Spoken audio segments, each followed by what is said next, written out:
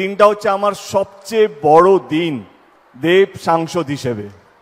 কারণ আজকে দিদি যেই কাজটা করলেন বা যেই উদ্বোধনটা করলেন, শুধু একটা উদ্বোধন নয়, একটা শিলান্যাস নয়, এটা ঘাটাল লোকসভা কেন্দ্রের মানুষের দীর্ঘদিনের লড়াই, দীর্ঘদিনের স্বপ্নকে এমন একজন মুখ্যমন্ত্রী আসবে, এমন একজন সরকার আসবে, সে কেন্দ্র থেকে আসুক বা রাজ্য থেকে আসুক, তাদের এই কষ্টটা বুঝবে, তাদের এই যন্ত্রণাটা বুঝবে। যখনই বৃষ্টি আসে তখন দিনের পর দিন গ্রামগুলো জলের তলায় থাকে, ধানের চাষগুলো জলের তলায় চলে যায়, কত পশু পাখি, কতগুলো যান চলে যায়, কতগুলো মানুষ মারা যায়, সেটা আমি গত 12 বছর ধরে নিজের চোখে দেখেছি।